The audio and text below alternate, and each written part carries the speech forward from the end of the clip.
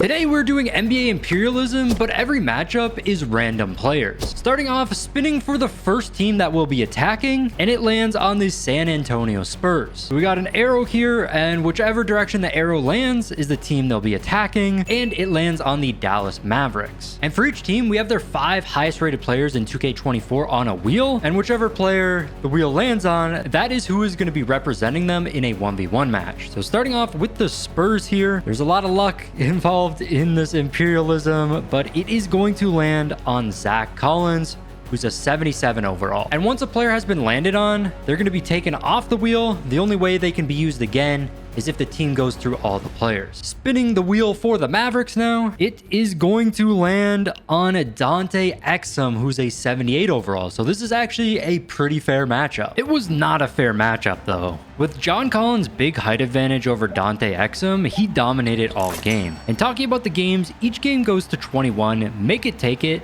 and the attacking team gets to start with the ball. John Collins easily won this first game though, 22-2. So the Spurs pick up a nice chunk of Texas there, and we're back over to the wheel to see which team will attack next. And they are not supposed to be on the wheel anymore. They just got eliminated. All right, so let's spin the wheel one more time here. A team that's actually still in the game, and it lands on the New Orleans Pelicans. Pelicans with a good chance to get a free space here.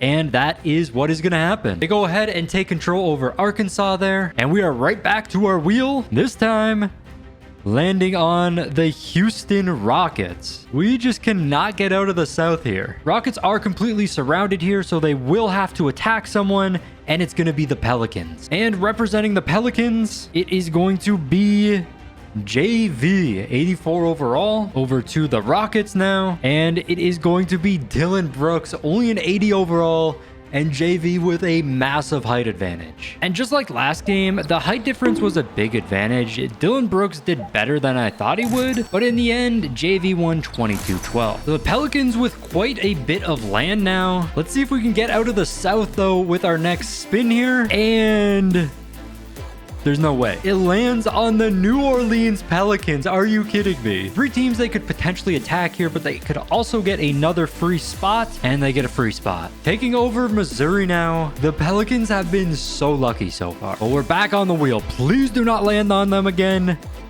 And there we go. The New York Knicks. Plenty of teams they could potentially attack here.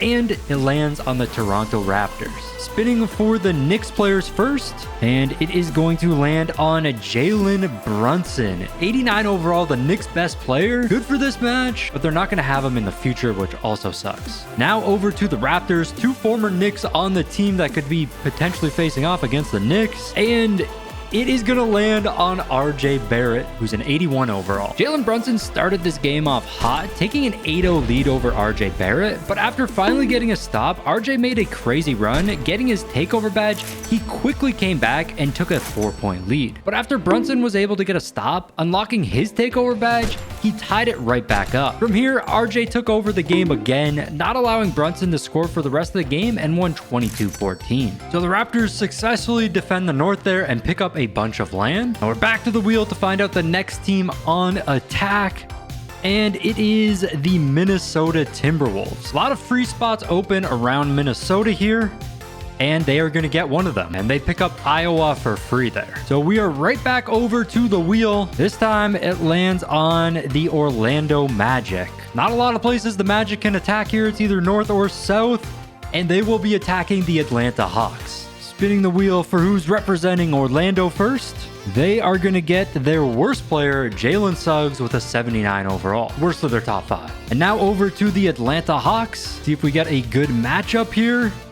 And it lands on DeJounte Murray, who's an 85 overall. Huge advantage for the Hawks. DeJounte Murray came out hot here, taking a quick 18-6 lead. Suggs tried to make a comeback, getting up to 10 points, but stood no chance against DeJounte and lost 22-10. So the Hawks in control of half of Florida now. Gonna be hard to take the whole thing though. And we're back to the wheel. The next attacking team is the Toronto Raptors. So we're gonna be able to see the Raptors play yet again. And they should be attacking somebody here because they are completely surrounded. They can't go north anymore. And there we go.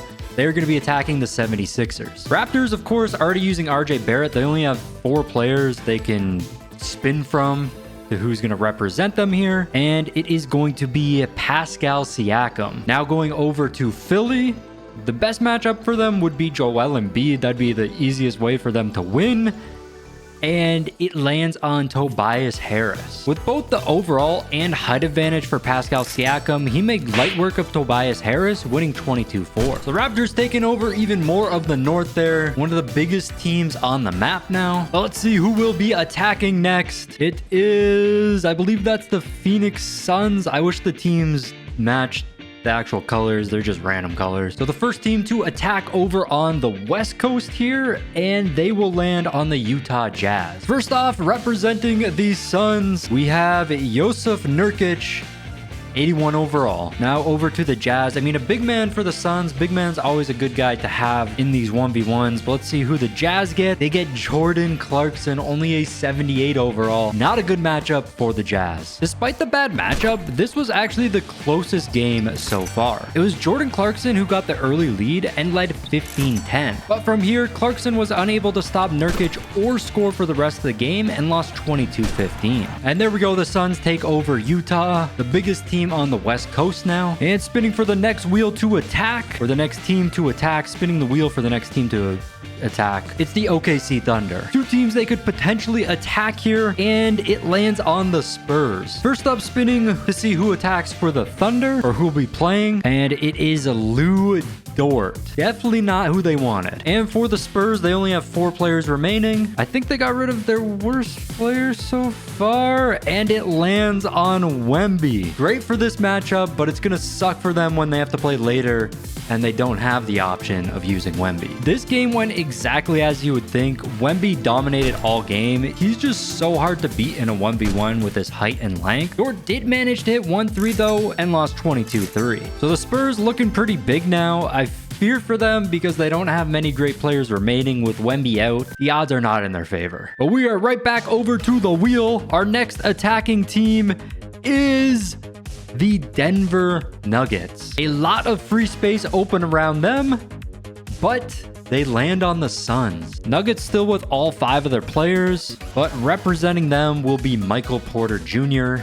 82 overall. And for the Suns, they have 4 players left. A lot of great choices for them. And they are going to get Devin Booker, who's a 95 overall. Despite being the way better player, Booker found himself down 12-0 to start the game. This didn't phase him one bit though, as he came right back and tied it up. The 2 players went back and forth a bit, and it was Devin Booker getting the W, 22-16. So the Suns picking up a lot of land in the West. It's kind of inevitable that they'll face these Western Conference teams eventually, but we are back to the wheel, and this time it lands on the Los Angeles Lakers. Finally getting a California team here. They could get a free space here still. Let's see where it lands. It is going to land on the Warriors. And spinning the wheel to represent the Lakers first, we have got Austin Reeves, 82 overall. And now for the Warriors, it is going to land on Chris Paul, who's an 82 overall. This is actually one of our better matchups so far. At this point, I switch it so the team defending gets home court to make it a bit more realistic, but this was one of the best games so far. Reeves and CP3 went back and forth all game, and it was within 2 points the entire time,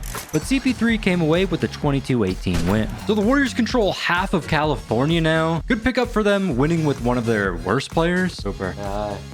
Hi to you too. All right, we are back to the wheel though, and this time the attacking team is the Milwaukee Bucks. The Bucks completely surrounded, so they have to attack a team, and it is going to be the Pistons. Spinning for the Bucks first, it is going to land on Giannis for the Bucks. That's pretty much like a guaranteed win for them, but it sucks for them losing Giannis so early on. And spinning for the Pistons now, honestly, it doesn't really matter who they get. They're probably not going to beat Giannis, and it lands on Jaden Ivey, their lowest rated player. Not what they wanted. Only positive here for Ivey is that he got home court, but I honestly don't think that makes a difference in these 1v1s, and it didn't help him at all because Giannis won 22-0. So the Bucks pretty much picking up free land there. Sorry to Pistons fans, you guys got really unlucky with that matchup. Spinning for our next attacking team though, it is the Miami Heat. Now, obviously, there's only one way the Heat can go, They can go north. They can't attack anywhere else. It's just water everywhere else. So they'll be facing off against the Hawks. So spinning for the Heat first here, and they're going to be represented by Caleb Martin, their lowest of their top 5 players, only a 79 overall. And now for the Hawks, only 4 players left on their wheel. Let's see if it's going to be a good matchup.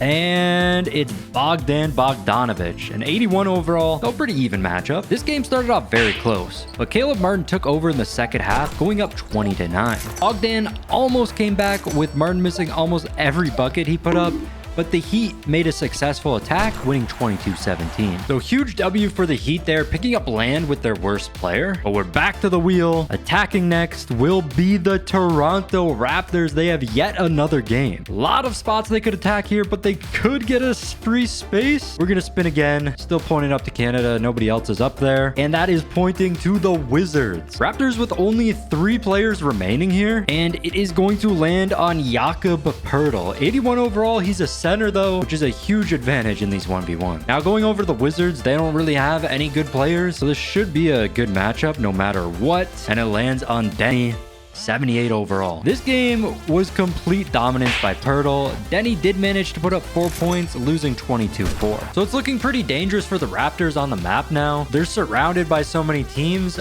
and they don't have many players to choose from anymore. Back to the wheel now, and this time it is going to be the Phoenix Suns that are attacking. Just a ton of free space around them, and go south, which is nothing. So let's respin that wheel, and they're going to pick up Nevada. So the Suns just in control of so much land now. Right back to the wheel though, and it is going to be the Spurs who are attacking. We almost got the Suns and Raptors again, but it lands on the Spurs. Again, they could get some free land here, or maybe an attack.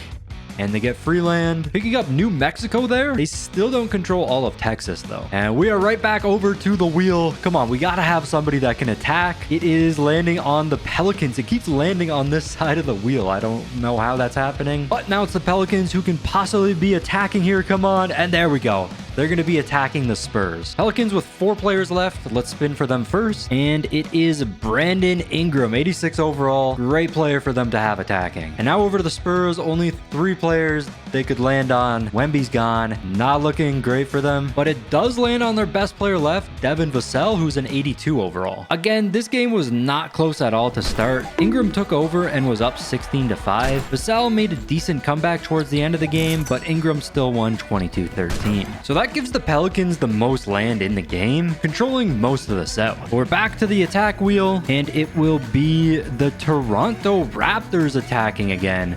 It just keeps landing on this side of the wheel. A lot of different teams the Raptors could attack here, but it points to Canada. There's nobody else there. Let's respin this arrow, and this time it points in the exact same spot. Spin the arrow one more time. Come on, it's got to land on somebody. Are you kidding me? They get free land. They're going to pick up New Jersey and Delaware and increase their size even more. And that means we're right back to the wheel, and we got the Miami Heat attacking. Finally switching it up. I mean, we've already seen them play though. Still a lot of teams that haven't played. I mean, there's a good chance the Heat get some free land here, and they're going to. I mean, it's such a small piece where they could have attacked either Memphis or Charlotte, but they go ahead and pick up South Carolina. We're back to the wheel. Come on. So we got to get somebody that has to attack. Milwaukee Bucks. They could also get free space. Actually, no, the Bucks are completely surrounded here. So I'm gonna put this in the middle of the lake, and let's spin this thing. They got to get somebody here, and that is pointing to the Raptors. The Raptors are playing yet again. Bucks, of course, don't have Giannis anymore, but they still have Damian Lillard. But it lands on Bobby Portis, who's an 81 overall. And now for the Raptors, they either got Scotty Barnes or Emmanuel Quickley, and it is going to be Emmanuel Quickley, who's an 80 overall. And the Raptors only have 1 player remaining. Obviously, Bobby Portis with a major height advantage here, and it really paid off because he won 22-0. Sad to see my Raptors lose like this. So the Bucks completely dominating the North now. We also have so many teams that haven't even played yet, but hopefully we can spin on a team that we haven't seen yet.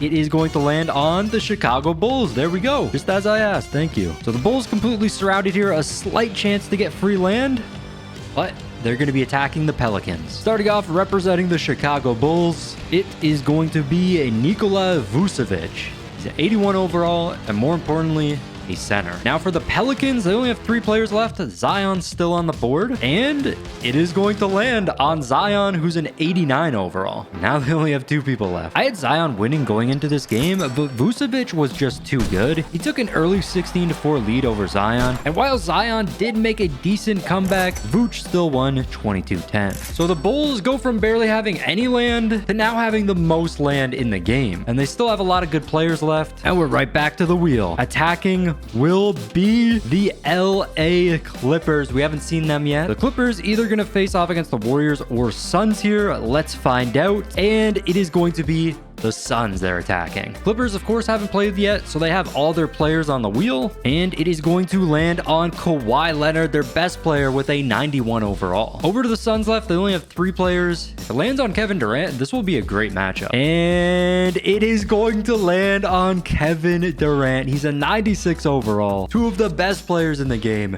facing off here. I could see this game going either way, and to start, they were going back and forth scoring with the game tied up at 8. From here, Kawhi went off though, and only allowed 5 more points for Durant, winning 22-13. So the Clippers getting a ton of land now. I think the team that's going to win is going to be a team that doesn't really play till the end, and they still have all their players and get lucky and land on their best player. But we are back to the wheel. Attacking next will be the Chicago Bulls. They're right back up. They just played a match before. They just have so much land. I don't know where to put the arrow to spin it. I guess kind of in the middle here. Let's see where it goes. There are no teams down there. Let's spin it again. And again, no teams there. Spin it again. Come on, land on something free. Okay, there we go. It's pointing at the Clippers. Whoever wins this is going to control half the map. Starting with Chicago, they don't have the highest rated players on their team in general, but it is going to land on Zach LaVine. 83 overall. And now over to the Clippers, and it lands on James Harden, who's an 86 overall. Harden was balling this game, taking a 19-4 lead over LaVine. All he needed was 2 points to win, but he never got them.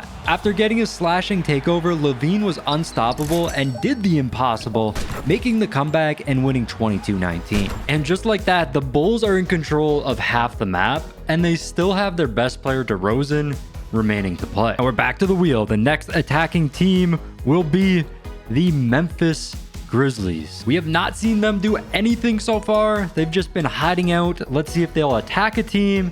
Nope, they get free land, taking over Kentucky here. So of course, we're back to the wheel, and attacking now will be the Cavaliers. Another team we have not seen do anything yet. Let's see if they'll be attacking, and they will. They'll be attacking the Pacers, 2 teams that have not played yet. Starting off playing for the Cavs, it is going to be Darius Garland, who's an 86 overall. And now moving over to the Pacers, it is going to be Bruce Brown playing for them. He's an 80 overall. Despite Garland's clear overall advantage, this game was very close. Things were all tied up at 12 before Garland took over the game, going up by 8. Surprisingly, Bruce Brown made the comeback and won 22-20. So crazy comeback and upset by Bruce Brown there to give the Pacers their first successful defense. We are back to the wheel. The next attacking team is going to be the Golden State Warriors. They played once before, and they will be attacking for sure here because they're surrounded.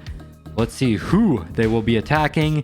It is going to be the Bulls. Warriors, of course, still have Steph Curry. They just lost Chris Paul so far, and it is going to land on Kevon Looney. Only a 78 overall, but he is a center, which might give him the advantage. And then, of course, the Bulls only have 3 players remaining, and it is going to land on Kobe White here, who's an 81 overall. Height, proving again to be the most OP thing in 2K. Yet again, Looney wins this matchup easy, 22-7. So now the Warriors control most of the map. That means they have a high likelihood of playing again. They still have Steph Curry remaining though. They might run into some trouble with Clay and Draymond though. We are right back to the wheel here, and the next attacking team will be the Sacramento Kings. We haven't seen them yet, and they will either be facing the Warriors or the Trailblazers here. Let's see who it's going to be, and it is going to be the Warriors. Warriors could potentially play for the rest of the game. Kings still with all their players spinning for them first, and it is going to land on De'Aaron Fox, their best player, an 89 overall. And now to the Warriors, they got Curry, Clay, and Draymond left. Curry versus Fox would be a great matchup, and it's going to land on Klay Thompson. He's only an 82 overall. I did not expect this game from Clay to start. He got a stop and 9 unanswered points. Unfortunately for him, De'Aaron Fox came right back and surpassed him. Klay then tied it back up at 12 with a 3. And then after the game being tied up again at 20, Klay was able to get a stop and a post fade to win 22-20. Well, I did not expect Klay to win that one, but the Warriors expand their land even more, and Steph Curry still hasn't played. And we are down to only 10 teams now. The next team that will be attacking is the Minnesota Timberwolves. They could play the Warriors, Bucks, or they can get some free land here. Let's find out which it is going to be, and they are playing the Warriors. Warriors with no shortage of games. Spinning for the Timberwolves first, they have yet to play a game, so all their players still on the wheel, but it is going to land on Karl Anthony Towns, who is an 87 overall. Going over to the Warriors, it's either going to be Draymond or Steph facing off against Cat, and it is going to land on Steph Curry. While Steph is clearly the better player, he stood no chance against Cat's height and got blown out 20-3. And now the Timberwolves control the entire map. There's only one team left on the West, and there's still a bunch on the East. Back to the wheel. Next attacking team is the Indiana Pacers. It was so close to being the Timberwolves again. Pacers with a few teams surrounding them here, but they are attacking the Timberwolves. Pacers have only played once so far, and playing for them this game is Benedict Mathurin, who's an 80 overall. And now for the Timberwolves, still a lot of good players left for them, and it is going to land on their best player, Anthony Edwards, who is an 89 overall. The 9 overall advantage for Edwards was too much, and he dominated all game, winning easily 22-2. So the Timberwolves taking even more of the map. I don't feel confident for them though, because they already used their 2 best players, and the odds are they're going to get attacked very soon again. But the next team that will be attacking is the Memphis Grizzlies. So we could be seeing the Timberwolves play yet again. Or maybe the Hornets will get their first game. And no, the Grizzlies are going to get some free land. And since there's not many teams left, I'm going to give them both Mississippi and Alabama. That way they're like almost guaranteed to play. But we are back to the wheel, spinning it again. And now it's the Memphis Grizzlies yet again. Still the chance they get free land here, but it's very unlikely. They're going to be attacking the Heat. And the Grizzlies haven't played yet. They still have their 5 best players. And it is going to land on Marcus Smart, who's an 80 overall. And now over to the Heat. It is going to land on Jaquez Jr., who is an 80 overall. This game was pretty garbage to watch. It was 90% bricks with made shots every now and then. In total, they shot 18 for 111. Marcus Smart led all game and ended up winning 22-14. So the Grizzlies taking over all of Florida there, adding some nice size to their land. I'm just glad I don't have to watch that game anymore. That was terrible. Spinning for our next attacking team. We still have 3 teams that haven't played yet, or maybe it's 4, but the Charlotte Hornets are up here next, and they're one of the teams that haven't played yet, so hopefully they attack here. Pointing to the ocean, come on, let's do it again. And they get free land. So I just gave them Virginia and West Virginia there. That way we can get more teams on the attack. We're right back over to the wheel, and we got the Portland Trailblazers here, another team that hasn't played yet, and they might not play again. There's so much free land they could take, and they're gonna attack the Timberwolves. They just barely missed the free land. I mean, Portland doesn't really have any great players. Spinning the wheel for them though, it is going to land on Shaedon Sharpe, 82 overall. That's their 2nd best player. And now for the Timberwolves, they have 3 players remaining here. Their odds at winning this aren't looking good anymore. It's gonna land on Rudy Gobert here, who's an 85 overall. This was another one of those matchups where height determined the outcome. Of course, with Gobert being the taller player, he won without much of a sweat, 22-6. So I gave the Timberwolves all of the West because there's no other teams over there, and they have so much of the map now. They are so big. And the Hornets, Celtics, and Nets still haven't played. Maybe we can get one of them on this spin. And nope, it lands on the Grizzlies. So the Grizzlies can either play the Timberwolves or Hornets here, and it is going to be the Timberwolves. It's very slightly pointed at them over the Hornets. The Timberwolves are up yet again. Starting with the Grizzlies though, it is going to be Desmond Bane representing them. He's an 85 overall. And for the Timberwolves, they got Conley and McDaniels left. Let's see who it's going to be. And it is going to barely land on Mike Conley. He's only an 80 overall. Conley stood absolutely no chance against Desmond Bane here. Conley only managed to put up 6 points, shooting 3 for 17. He lost 22-6. So the Timberwolves finally fall, and now the Grizzlies are in control of the map, and Ja Morant still hasn't played. We are back to the wheel. Only 5 teams remain here. And are we going to get someone different? We got the Charlotte Hornets. They actually haven't played yet. And the Hornets can either face the Bucks or the Grizzlies here, and it is going to be the Grizzlies yet again. Of course, the Hornets haven't played yet. They still have 5 players on their wheel. Let's spin who's going to be representing them. It doesn't really matter. I think a best player is best for them. And no, they get their worst player, Gordon Hayward, only a 79 overall. And going over the Grizzlies, they only have 3 players. They still have their 2 best players as well. So let's see where this lands. And it is going to be Jaren Jackson Jr., 86 overall. Huge advantage for the Grizzlies here. This game went exactly as you would expect. Just a complete mismatch. Jaren Jackson dominated all game and won 22-0. The Grizzlies get even bigger there. Only 4 teams left. We still haven't even landed on the Celtics or Nets. Let's see what happens though. Odds are it's going to land on the Grizzlies. That's just been what's happening. And no, we finally get the Boston Celtics. Thing with them though is they could still not even face off against a team. There's still some free space to the north. And of course they get it. And there's no other teams in the Northeast, so I just gave them all the Northeast. Of course, we are back to the wheel though. And this time it lands on the Milwaukee Bucks. And I put the arrow to the right here so it could land on any of the remaining teams. But let's spin this thing. Gotta land on something here. And it is going to be the Nets. Just barely facing towards the Nets and not the Celtics. Bucks with only 3 players remaining. They're all good players though. I could still see them winning this thing, but it is going to land on their best player, Damian Lillard, who's a 92 overall. And over to the Nets now. Of course, they have not played yet.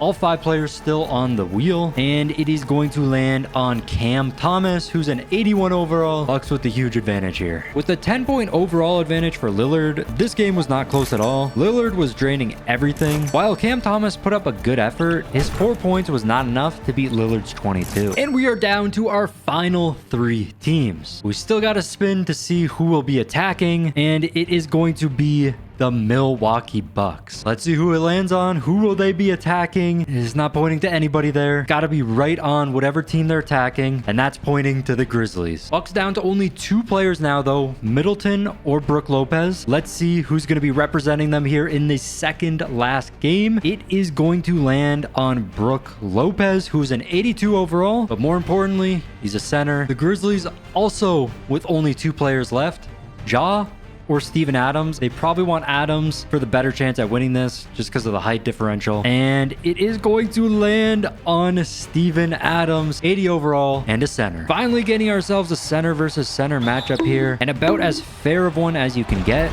Unfortunately, centers are pretty boring to watch. Just a lot of posting up and bricks. In total, they shot 20 for 119 this game, and Brook Lopez won 22-19. And we are down to our final 2 teams, the Bucks and Celtics. We still got to spin the wheel though to see who's attacking and who's defending. This is going to determine the attacking team. It is going to be the Milwaukee Bucks. And of course, they only have 1 player remaining that can play for them, that being Chris Middleton, who's an 85 overall. But the Celtics haven't played yet, so they have all 5 of their players still available.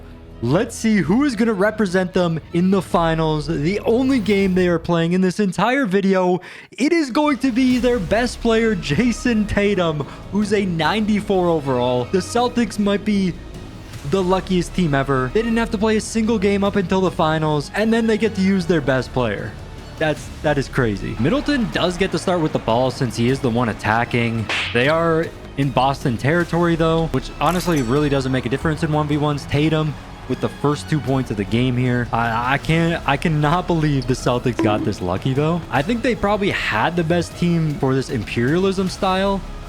But Chris Middleton with a nice dunk right there. I mean, you can never count Middleton out. He's got a chance at winning this thing. The good thing about this matchup, though, is that they're both around the same height. There's no guy that's 7 foot and one that's 6 foot. At least it's a even height-wise. And Middleton taking a lead. Middleton driving. He gets blocked by Tatum. Tatum puts up a tough shot and he scores. He already has his takeover badge. It's a sharpshooting badge. He's going to be pretty unstoppable here on offense now. Not sure what he's doing. Somehow he hits that shot. 33% contested. Tatum with the lead again. It's like he's going to opt for the post game for this game. Fading. That's money. Perfect release. Driving now. The left-handed layup. He's just hitting everything. He is not missing. Spinning. Another tough layup. Draws a foul. And one. And ones don't matter. It's make it, take it. So gets the ball back anyways. Tatum now up by 4 points. Middleton cannot do anything. The poster now. The poster by Tatum. He's up to 16. Middleton only has 4. Driving yet again. That's a tough layup, and he still hits it. 18 points for Tatum. He can win it all on a 3-pointer right here. Spinning inside. That is no good. Middleton with his takeover badge now. It's a defending badge. But while he can't score, maybe he can defend his way to the comeback. There's a nice fade for him. Driving with the left hand, blocked by Tatum. I don't know. What are these spins? Those are terrible. Misses a shot. Tatum with the board. Yodi's going to put up a 3 here. Gonna be a little harder to score now that Middleton has his takeover badge. Back in the post though for Tatum. And he gets the layup up to 20 points. Game point for Jason Tatum to win the Imperialism and take over the United States. Tatum through the legs. Spinning inside for the win. It's no good. Gets his own board. Second chance, and it is good. Tatum gets the W. Not much of a challenge for him at all there. And with that, the Celtics go from controlling the little area in the Northeast to taking over the entire map. If you guys enjoyed this video though, make sure you check out this video where I do NBA Imperialism, but it's a 3-point contest. Anyways, I'll see you guys next time. Peace.